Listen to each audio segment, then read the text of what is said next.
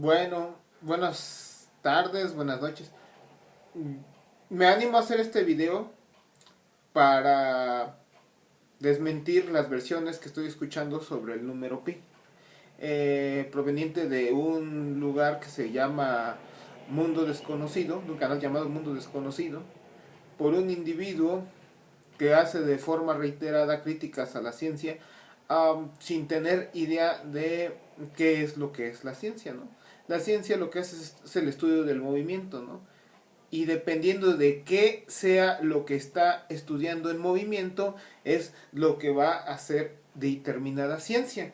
Entonces, la ciencia en última instancia es el estudio del movimiento de algo. Eso es lo que es la ciencia. La ciencia es el estudio del movimiento de algo. Ya hemos escuchado las críticas que he hecho sobre la relatividad. Este individuo se hace llamar JL, el responsable de dicho canal Mundo Desconocido. Eh, Evidentemente este tipo no tiene ningún principio. Él lo único que se basa es en comercializarse en la medida en que él tenga más suscriptores. En esa medida, pues obviamente se va ganando un mayor prestigio, un mayor número de económico, metálico para su bolsillo, ¿no? El problema es que el regreso de estos puntos de vista es el regreso a la Edad Media, ¿no? Los puntos de vista de este señor es el regreso a la Edad Media. Sus puntos de vista no son ni siquiera nuevos, no son de él, que la Tierra está hueca, que la Tierra está plana, que los marcianos nos invaden, o sea, los extraterrestres, y que la ingeniería y la grande ciencia que nos ha llegado a este planeta ha sido consecuencia del punto de partida de estos señores extraterrestres. Llegan, nos los dejan, porque nosotros los humanos somos muy estúpidos, no somos capaces de sacar las conclusiones necesarias para nosotros mismos desarrollar nuestra ciencia. Y bueno, esto es decir, bueno, pues son chistes, ¿no? Que también suele hacer Jaime Maussan, a quien también le tenemos algunas cosillas guardadas, ¿no? Ya posteriormente sacaremos una deducción a partir de cuestiones experimentales, usando matemáticas, que la caída de un ovni en Roswell, Nuevo México, lo que habría sucedido es una explosión nuclear, ¿no? Como la de Hiroshima o en Nagasaki, ¿no? O una contaminación como la que hay en Chernobyl, ¿no? En Pripyat, en Ucrania, ¿no? Bueno, yo soy marxista, sin duda alguna. Mi punto de vista, yo parto del punto de vista del materialismo dialéctico, de la ciencia, y yo quiero finalmente contribuir en contra de la pseudociencia, ¿no? Mira, cuando tú estudias física, matemáticas y esas cosas por el estilo, uno suele despreciar los puntos de vista de estas pseudociencias, ¿no? Pero desafortunadamente las pseudociencias han crecido en la medida en que la ciencia convencional se lo ha permitido. ¿Por qué? Porque finalmente el nivel cultural de las masas ha decaído. Y al decaer el nivel cultural de las masas, pues con ello, mira, la burguesía no solo nos han quitado económicamente, nos han expropiado económicamente, también nos han quitado culturalmente mucho, ¿no? Y desafortunadamente nosotros por ser humanos pues tenemos dudas, ¿no? De cómo funciona el universo. Y al no encontrar una solución correcta de cómo funciona el universo, volteamos a ver a estos charlatanes como Jaime Maussan, como JL, ¿no? Estaba viendo, ¿por qué responderles a JL? No tiene ningún sentido responderle a este tipejo, ¿no? Podría decir cualquiera. O de la misma forma Jaime Maussan, ¿no? ¿Qué importancia puede tener responderles a estos señores? Mira, no dicen más que puras regresos a la Edad Media, ¿no? Estos tipos estarían bien con la yihad, o con los yihadistas, ¿no? Su guerra santa en contra de todo el mundo, del mundo que se les viene en contra, ¿no? Pero desafortunadamente no es así, ¿no? Desafortunadamente el señor JL tiene 970,000 suscriptores, casi 1 millón de suscriptores, ¿no? En unos meses de seguir esta tendencia, este señor va a llegar a 1 millón de suscriptores. Y lo mismo ocurre con Jaime Maussan, ¿no? Es un programa que lleva 25 años de producción. El programa de ese señor que se transmite los domingos, ¿no? No me acuerdo ni cómo se llama el programa, Tercer Milenio. En ese sentido, no es no, me llama mucho la atención que hace unos meses en la Cámara de Diputados se le invitó a Jaime Maussan a dar una exposición sobre los círculos estos que están formando unos artistas ahí en los campos de trigo y quienes mandan a llamar a Jaime Maussan son unos compañeros, unos cuates encargados de la Comisión de Ciencia y Tecnología de la Cámara de Diputados en México, ¿no? Entonces, ay caray, es cuando empiezan los problemas, ¿no?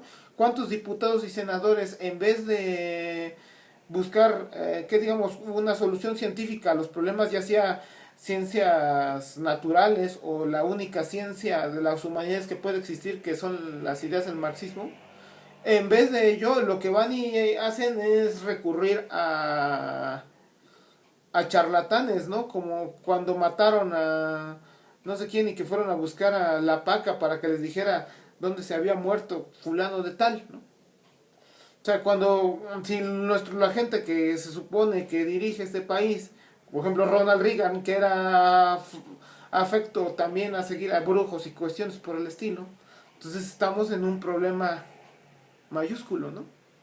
Es ahí la necesidad que nos vemos no solamente de responder a charlatanes, ¿no? Como de ese estilo, ¿no? Sino dentro de la ciencia, pues obviamente hay gente que en sí le interesa sacar unos pesos de más, ¿no? Y en ese sentido no le interesa o tiene o trae boleto de alguna índole. Y entonces en ese sentido es importante para nosotros responderle a esta gente, ¿no?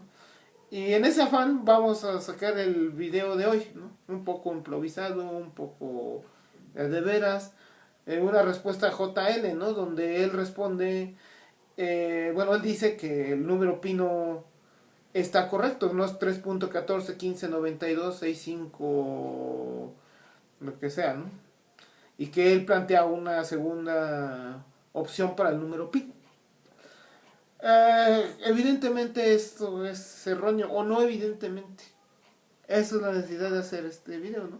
Quizá podrá ser evidente para cualquier matemático, para cualquier estudiante de física, para cualquier persona familiarizada con las ciencias matemáticas, con cuestiones por el estilo, pero no lo es así para el común de la gente, ¿no? Para el común de la gente. Porque desafortunadamente lo que ha hecho la burguesía es hacer un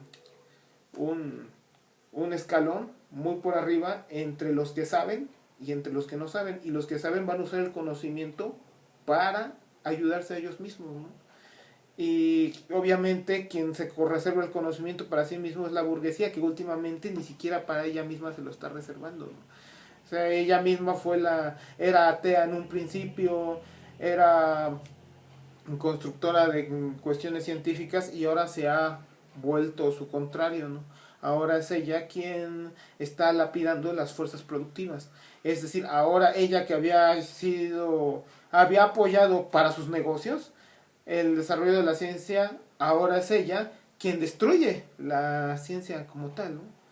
De ahí la necesidad de nosotros como marxistas para explicar, ¿no?, qué es lo que está mal.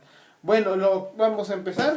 Por el momento voy a usar estas hojas, ya después veré cómo usar el pizarrón que tengo enfrente, pero en este momento no tengo el pizarrón. Bueno, sí tengo el pizarrón, pero no sé cómo usar esta cámara, al menos para filmarme a mí mismo y decirles a ustedes lo que quiero decirles. Ya iré mejorando en ese sentido. Bueno, vamos a ver en qué consisten los errores de este valedorcillo, ¿no? Nos platican, no, a ver, no sé cómo voltear la cámara, así es que vamos a hacerlo en el pizarrón. Mejor vamos a hacerlo en el pizarrón, ¿no? A ver. Vamos a ver en el pizarrón, ¿eh? Bueno, esta es la definición de longitud de curva que damos, ¿no? Pero esta de dónde sale, ¿no? Esta definición de longitud de curva, ¿no? ¿De dónde sale esta definición de longitud, digamos, de una curva, como se llama gamma? Y gamma, que está parametrizada mediante una función y igual a f de x, cuya función va de, digamos, un dominio, de un intervalo AB a los reales, ¿no? Una función. Y así definimos la longitud de curva, ¿no? Pero esto de dónde carajo sale, ¿no? No voy a dar la deducción de cómo se induce la definición de esto, pero lo que me es importante es explicar de dónde sale todo de dar una intuición de explicar más o menos de dónde sale todo esto, ¿no? Miren, vamos a pensar esto. Digamos este sea el eje Y, el eje de las X's, y aquí vamos a decir que esta es la gráfica de la función f. Digamos que acá es el intervalo AB. De ese intervalo AB, ¿de qué es lo que sale de ese intervalo AB? Bueno, digamos que hay un punto X aquí, ¿no? En el intervalo AB. En el punto X del intervalo AB, nosotros lo que hacemos es construir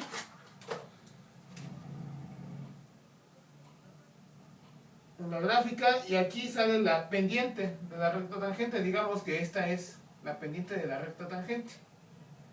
¿Qué es lo que surge aquí?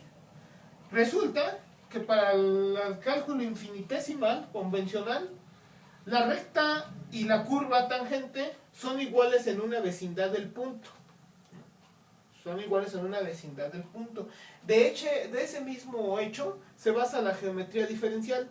La igualdad de recta y curva en un pequeño espacio de curva o de superficie, en esa igualdad, ¿no? Cálculo diferencial, habrá quienes dicen, bueno, quienes llaman que la tangente es la mejor aproximación lineal a la función cerca del punto. Bueno, pero lo siguen diferenciando, ¿no? Como curva y recta. Sin embargo, lo que ocurre es que la recta tangente hereda las propiedades, no solo hereda las propiedades, sino que es ella misma. No es como, bueno, no es como en ese sentido, no se basa la geometría diferencial en decir esa situación de que, bueno, la recta tangente hereda las propiedades de la curva en una vecindad de un punto y que por lo tanto habría que demostrar aquello. No es ese el propósito, no es lo que se explica en la geometría diferencial. Se parte del hecho de que recta y curva son lo mismo en una pequeña vecindad. Eso es a lo que al rato vamos a llamar indivitesimo, ¿no? Consideremos una curva. Bueno, aquí consideramos esta curva le vamos a llamar gamma. Y esta curva, en un punto, va a tener una cierta recta tangente, ¿no? Entonces, para cada punto, si yo para cada punto en esta vecindad empiezo a hacer lo mismo, podré ver que aquí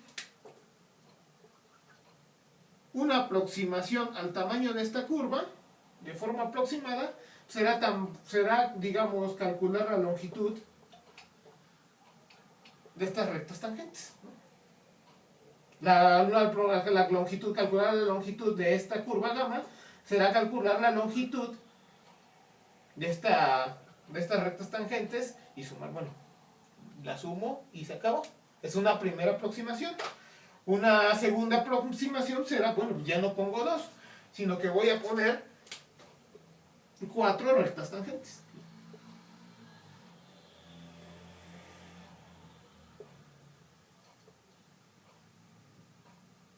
Entonces ya sumo la longitud de estas 4 rectas tangentes y tengo una mejor aproximación de la longitud de esta curva. Pero ¿qué es lo que va ocurriendo? Si yo aumento el número de estos numeritos, ¿no? De estas tangentes, mientras yo más me voy aproximando el número de estas rectas, de estas curvas, voy a obtener una mejor aproximación en la medida en que yo aumento el número de tangentes.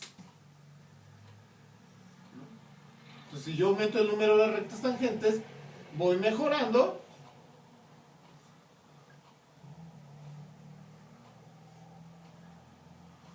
el tamaño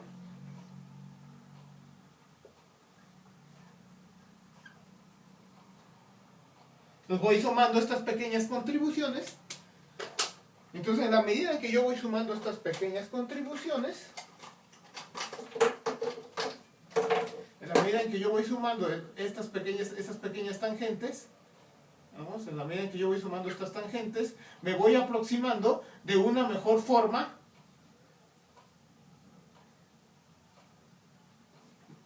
al tamaño real de la recta, de la curva, perdón. Entonces, ¿cuál va a ser el tamaño real de la curva? El tamaño real de la curva va a ser cuando tenga una infinidad de rectas tangentes. Entonces, ¿qué va pasando con las rectas tangentes? Mientras más va aumentando el número de rectas tangentes, mejor voy mejorando la aproximación de la verdadera longitud de la curva, ¿no? Y a esto es a lo que, entonces, ¿qué es lo que va pasando mientras más aumenta el número de rectas tangentes? El tamaño de la recta tangente, pues indudablemente va disminuyendo.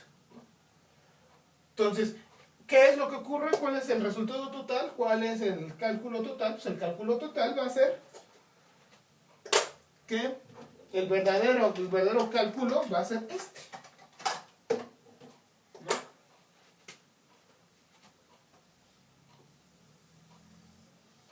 Esta es la forma real en cómo se calcula las longitudes de las curvas, basado en esta situación de aquí. Es decir, tienes que usar el cálculo infinitesimal para deducir dicha longitud, ¿no? Y de ello, pues podemos sacar como conclusión que la longitud de una curva,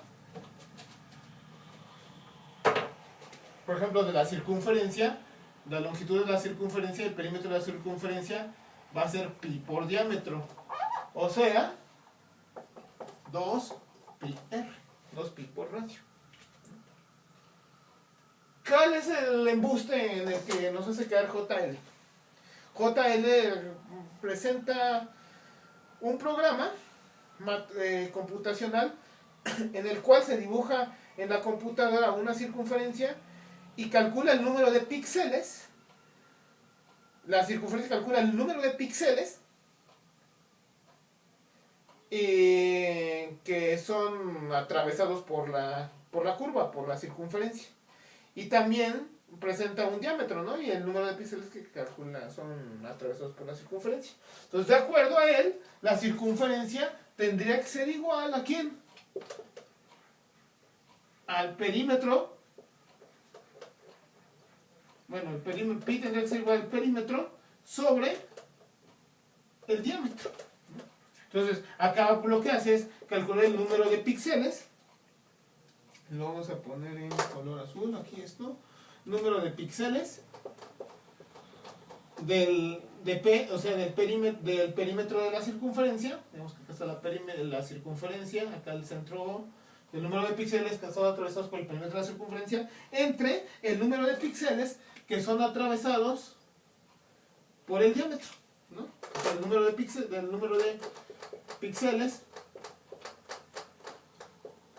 del diámetro, ¿no?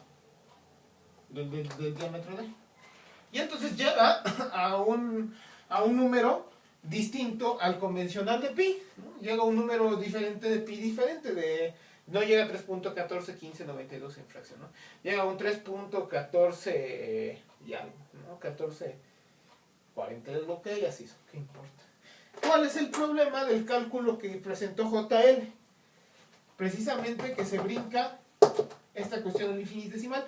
Cuando yo hago esta cuestión con píxeles, cuando yo empiezo a hacer ese cálculo con píxeles, digamos que acá tengo una circunferencia y yo quiero hacer este cálculo con píxeles, o con esa curva, con píxeles, el problema que me voy a presentar es diferente. ¿En qué consiste el problema?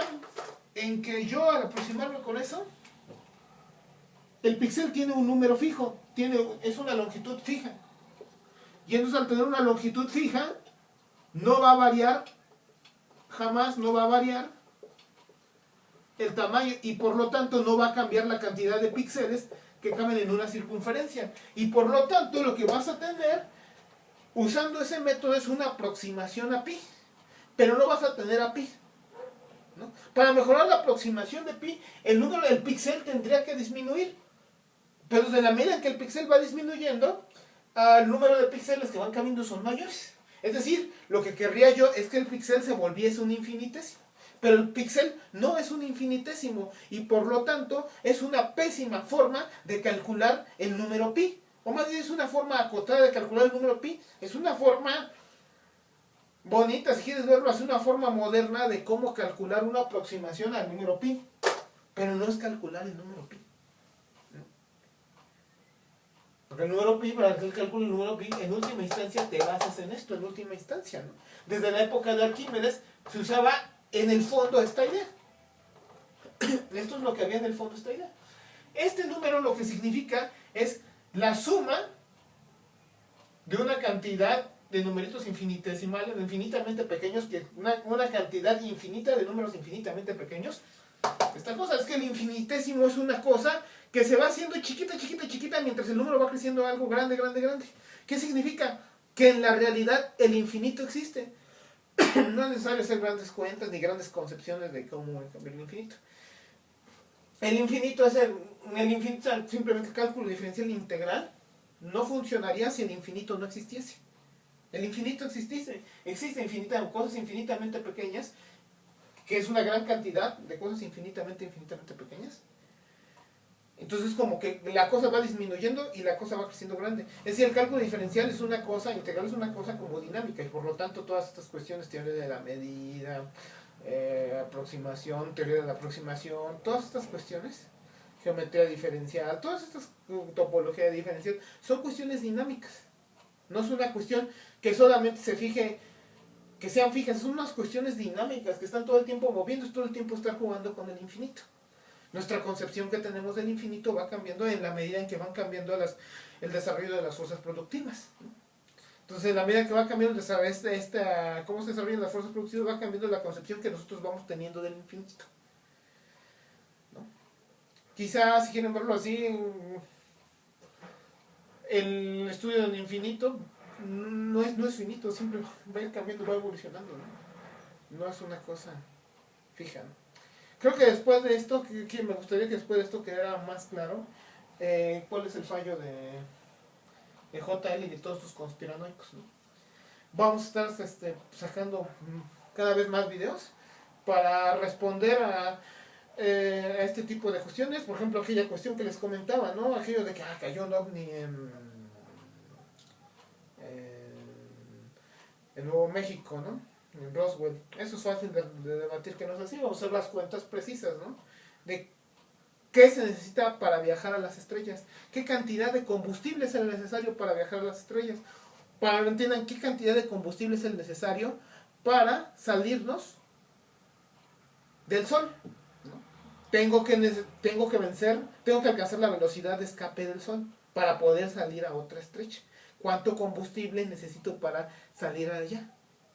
Entonces vamos a deducir que no es trivial, ¿no? Que se puede hacer, pero que no es trivial. Y bueno, ya se lo dejamos para otra ocasión. Agradecemos mucho a quienes estén viendo este video y pues muchas gracias.